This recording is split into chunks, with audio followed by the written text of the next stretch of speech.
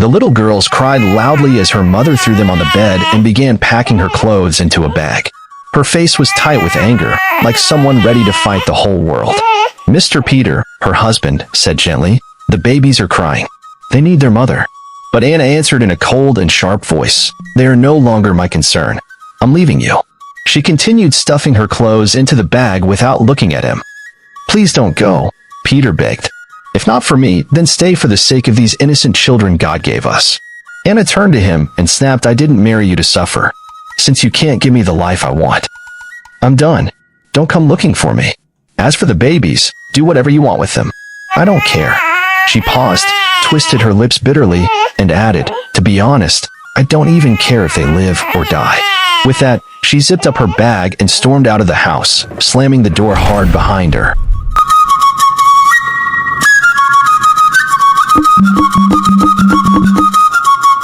Once upon a time in the heart of Lagos, in a cramped but hopeful one-bedroom apartment near Kedu, lived a man named Peter.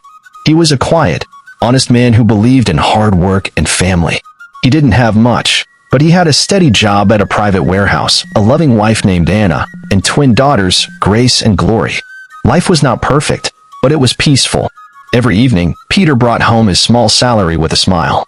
And Anna, who used to be full of laughter and style, would hug him, peck his cheek, and say, "We're getting there, my husband." But life, like Lagos rain, doesn't always fall where you expect. One ordinary Monday, Peter came home with a heavy envelope and a heavier heart. The warehouse had shut down. He was jobless. At first, Anna pretended to understand. But as weeks turned into months and the money got tighter, her love began to dry up like the kitchen tap. She stopped cooking. She stopped laughing. She stopped touching his hand at night. Her friends didn't help. "You're still with that man? Girl, you used to be fine. Look at you now, looking like somebody's grandmother." Anna started going out more. Makeup returned. Wigs returned. Laughter returned, but not for Peter.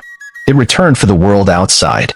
Then one afternoon, Peter returned from job hunting, sweat on his face and dust on his shoes. He opened the door and stopped cold. Anna was packing. Bags on the floor. Her favorite pink lipstick lying beside a bottle of cheap perfume. "Anna, what's this?" he asked, heart already sinking. She didn't look at him. "I'm leaving." "For where?" "I don't know. I just know I'm not staying here." Peter knelt. "Anna, we have children. Grace and Glory. You're their mother." She zipped her bag. "I didn't come into this marriage to suffer." "You're finished, Peter. I want my life back." He begged her, held her wrapper. Tears spilled from his eyes. "Please, for the girls. We can rebuild." She pulled her wrapper sharply and spat her last words. "They're not my problem anymore." And with that, she slammed the door and walked out. That night, Peter sat on the cold floor, with Grace and Glory in his arms. They were too young to understand, too innocent to feel the earthquake their mother had left behind. He whispered to them, "Your father is still here." The next morning, Peter wrapped Glory in front and tied Grace to his back. He had no plan, but he had to move. He walked into the streets of Lagos, past the shouting conductors and smoky suya stands, into the heart of Ojota Market.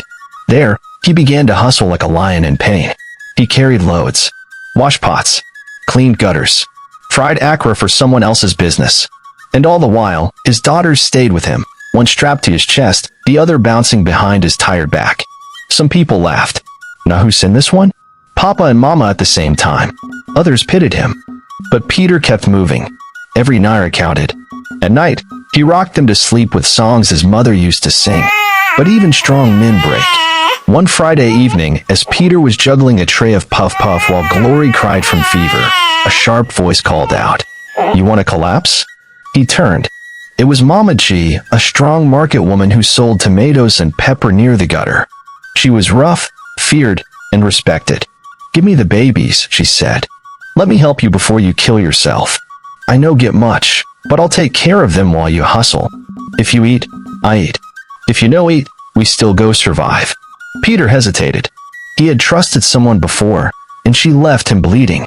But that night, when Glory's cough got worse and Grace kept asking for more water than they had, he showed up at Mama G's stall and whispered, "Please, help me." From that day on, Mama G became their second mother. Years passed like traffic in Yaba, slow, messy, but moving. Grace and Glory grew into smart, hardworking girls. They swept the compound, helped Mama G with her pepper business, and they waited every evening at the door just to welcome Papa Peter home with tired hugs and quiet smiles. They saw his pain, even when he tried to hide it behind laughter. They saw the holes in his shirts, the swelling in his feet, the dreams he buried daily. One Saturday morning, both girls came running with bright eyes and a piece of paper. "Daddy," Grace screamed. "We got scholarships." Peter dropped his bowl of beans. "What?" They heard everything. And the next morning, they made a vow. "If Daddy, to study abroad," Glory added. "Both of us, fully paid." Peter froze. He wanted to dance, to scream, to praise God. But inside, his heart dropped like a heavy stone. Abroad. Flight tickets. Passports. Feeding money. Where would the money come from? That night, while the girls slept, Peter knelt by the doorway and prayed, "God, you've carried me this far. Please carry them too." He didn't know they were awake. They heard everything. And the next morning, they made a vow. "If Daddy won't ask the world for help, we will help him instead." At dawn, the streets of Ojota were still yawning. The sky was quiet, the air thick with dust and early smoke. Peter was still asleep on the mat, snoring softly, his worn slippers by his side. But Grace and Glory were already wide awake. They sat at the edge of the mat, whispering with eyes full of fire. "We can't wait for a miracle," Grace said. "He's done everything for us," Glory whispered back. "It's time we do something for him." They didn't have money. They didn't have business experience. But they had something their father gave them, courage, and an idea. That morning, after Mama G served them yam and stew, they followed her to the market and begged to work. "We want to learn how to fry akara. We'll help you, clean, pack, sell, anything." Mama G looked at them like she was staring at two lion cubs. "Una serious?" "Yes, Ma," they chorused. And just like that, their journey began. They started waking at 4:30 a.m., slicing onions, mixing beans, heating oil. They shouted at customers, collected change, memorized prices. Some customers laughed at them. "Two fine girls frying akara? Why you no go school?" Others looked impressed. "This your father must be a good man. Una too serious." By the second week, they borrowed a small table and set up their own tiny stall beside Mama G. They called it Twin Flames Akara. Every naira they earned, they hid in a red Milo tin under their mat. Peter noticed their early risings, but didn't ask. He just smiled and thought they were helping Mama G for fun. Until one day, it was a rainy Tuesday. Business had been slow. The streets were muddy, the sky dark, and Peter had gone all the way to Yaba looking for work. Grace and Glory closed their stall late. They were walking back home, holding a torn umbrella, when Glory stepped on something heavy. "Ouch! What's this?" She bent down. It was a briefcase. A dusty, black leather case lying beside the road near a broken drainage. They looked around. Nobody in sight. They picked it up. Inside, bundles of dollars. Important-looking documents. A gold pen. A business card with a phone number. Grace's hand shook. "This looks serious. We have to return it." They didn't even debate it. That night, they called the number. A deep voice answered. "Yes? Who is this?" "Sir, we found a briefcase." Silence. Then chaos. "Where?" "You found it. That's my whole life." "Where are you?" "I'm on my way." The next morning, a sleek black Jeep pulled up near their stall. A tall, serious man in a suit jumped out, sweat on his forehead. "Are you the girls?" "Yes, sir." He opened the briefcase. Everything was intact. "You didn't touch a thing?" "No, sir." He stared at them like they were angels. "Do you know what's in here?" "My whole business. Money, land papers, international contracts. You just saved my family." Grace and Glory just smiled shyly. "What do you want?" "Anything. Say it. I'll do it for you." The girls looked at each other. "We want to open a real restaurant. A place where we can cook and earn. So we can support our father." The man's eyes filled with something strange. Respect. Done. It didn't take long. 2 weeks later, Twin Flames Restaurant opened on a busy street in Ojota. It wasn't fancy, but it was clean, bright, and beautiful. The man who owned the briefcase sponsored it all. He even helped them get driver's licenses and business registration papers. The day the twins brought Peter to the restaurant, they blindfolded him with a napkin. "Where are we?" he asked, confused. "Just come, Papa." When they removed the napkin and he saw the sign, Twin Flames restaurant, run by Grace and Glory. Peter broke down. He didn't cry. He wept. Deep, full-bodied, grateful weeping. My daughters, you did all this. Papa, Glory said, hugging him. You carried us with your hands. Now let us carry you. Happy Hi Bestie. If you enjoyed this story so far, don't forget to like and subscribe and comment where you are watching from. Enjoy!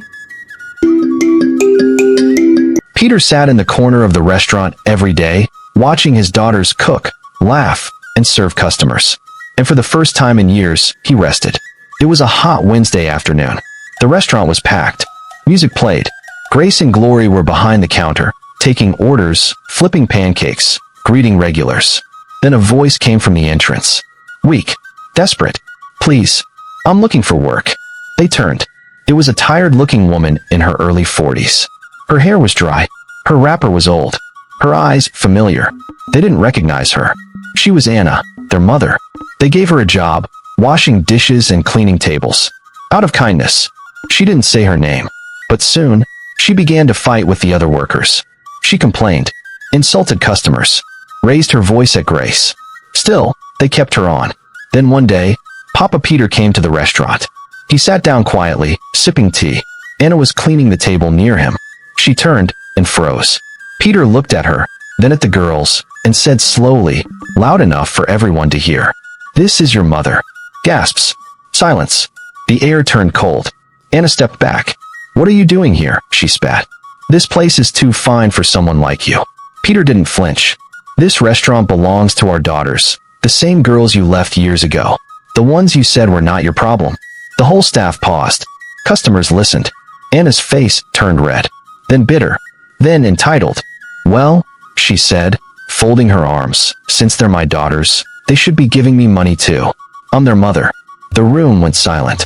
You could hear the ceiling fan groaning above. Forks paused in midair.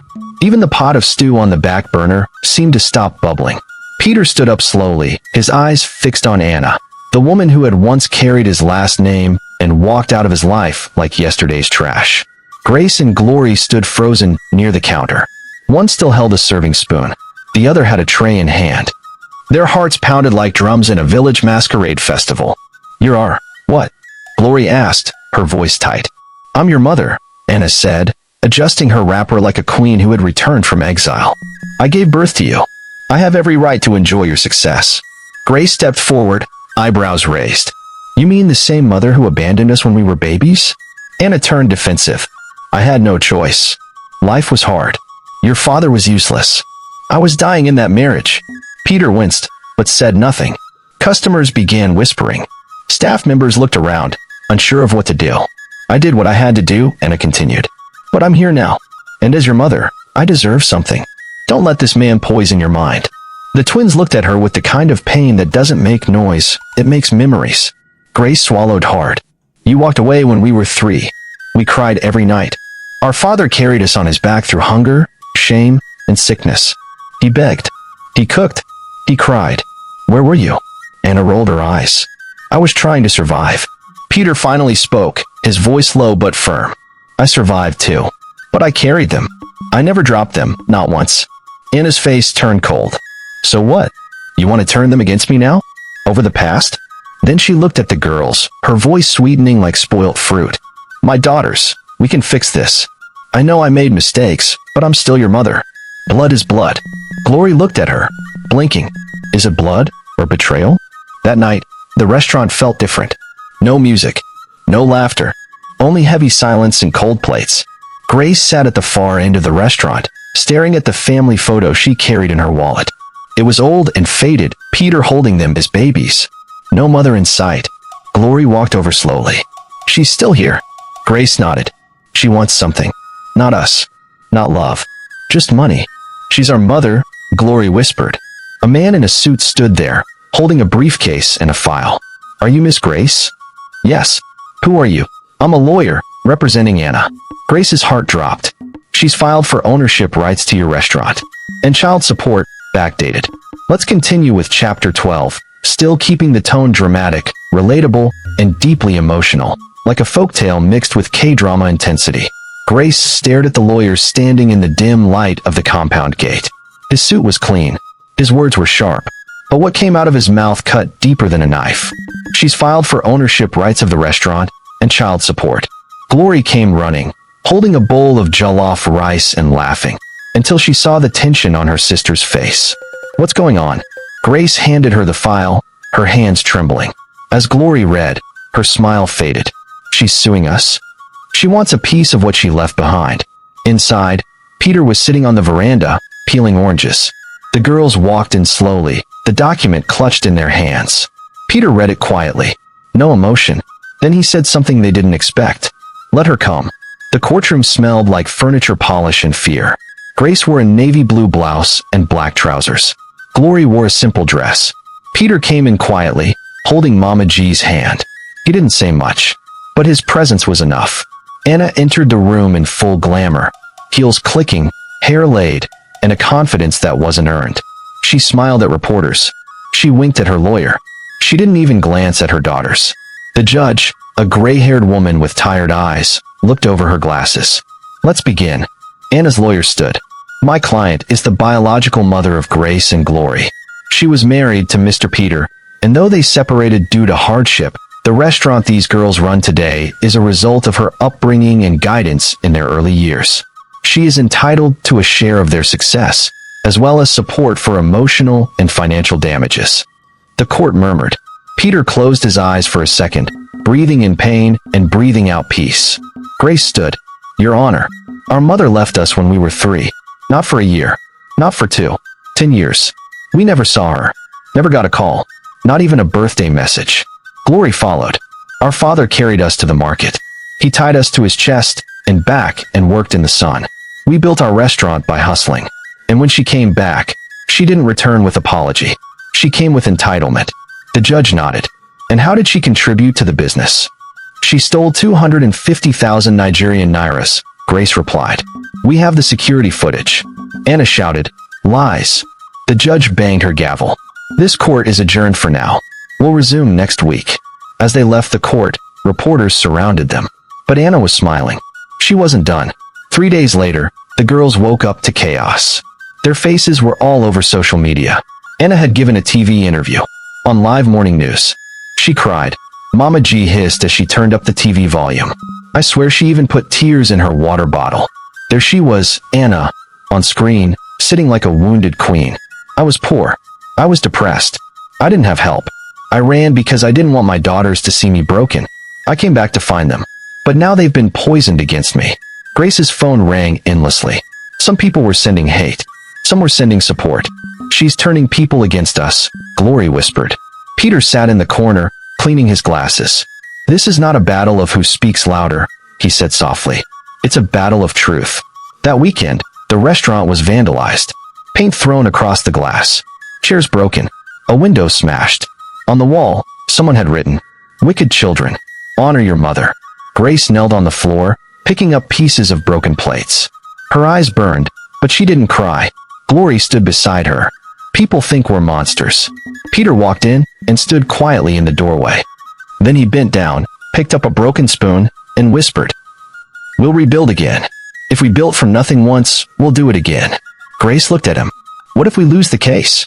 Peter smiled faintly. Even if we lose the building, we still have what she never gave you, a father who stayed. The night before the final court hearing, Peter gave Grace a folded piece of paper. What's this? Something I wrote years ago. Never had a reason to give it to anyone. She opened it. It was a letter to Anna, written the day she left. Anna, I don't hate you. I just wish you saw what I saw in our daughters. I wish you stayed for their first words. I wish you knew how Glory holds her spoon and how Grace kicks in her sleep. You left, but I stayed. And I'll keep staying, no matter how the world turns. Peter. The girls were silent for a long time. Then Grace folded the letter and tucked it in her bag. Let's win tomorrow. The courtroom was full. Press. Curious neighbors. A few lawyers watching from the back. Everyone wanted to know how it would end. Anna's lawyer made his final argument. A mother's role can't be measured in money. My client has suffered enough. She deserves to be part of her daughter's lives and business. Then it was Peter's turn. He stood slowly. My daughters built this restaurant not from my strength, but from the strength they found in pain. Pain that came from a mother's absence. I'm not asking the court to punish her. I'm asking it to protect what they have. The judge adjusted her glasses. This court recognizes the emotional weight of this case. But based on the evidence, testimonies, and Anna's decade-long absence, we rule in favor of Grace and Glory. All claims are dismissed. Anna is not entitled to any share or support. Cheers erupted. Peter smiled. Anna stormed out. But the girls? They stood tall. The storm had passed, or so they thought. 3 weeks later, things returned to normal. Twin Flames restaurant was glowing again. The next day, they took a DNA test. The result would take 5 days. 5 days of long silences. Of second guesses. Of Peter watching his girls with red eyes and a heavy heart. Mama G tried to cheer them up. If blood made family, plenty of rich children wouldn't be alone today. What matters is who stayed. Still, everyone waited. And when the call finally came, it felt like Judgment Day. At the hospital, the doctor opened the file slowly, like he knew what was at stake. He looked at Peter, then the girls. Mr. Peter. Grace and Glory are not twins by blood. Glory gasped. Peter clenched his fists. The doctor continued. Grace is biologically Anna's child. Glory is not. Her biological mother is unknown, but she was raised from day one as Anna's daughter. Glory turned away. So I was never hers. Peter stood, tears falling freely. Let me make this clear, he said, his voice shaking. From the first day I held both of you. I loved you the same. You are both my daughters. I don't care whose womb carried who. Glory collapsed into his arms. Grace joined them, wrapping them all in a hug. Tears soaked into the worn fabric of Peter's shirt. They stood there, father and daughters, refusing to let blood or secrets break what years of pain had built. Just when peace returned, Anna came back. Not quietly, not through the front door, but with the press, again. She marched into the restaurant, holding the test results in her hand, smiling with spite. I knew it, she announced. One of them isn't mine.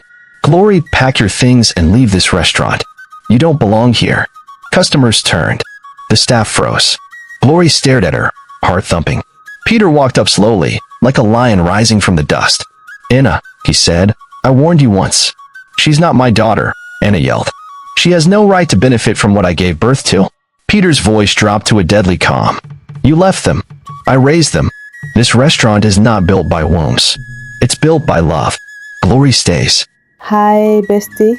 Kunyafu hivi kumyeshawa uruang. If you enjoyed the story so far, don't forget to like and subscribe for part 2. Comment where you are watching from and I will reply with my favorite emoji. Thank you.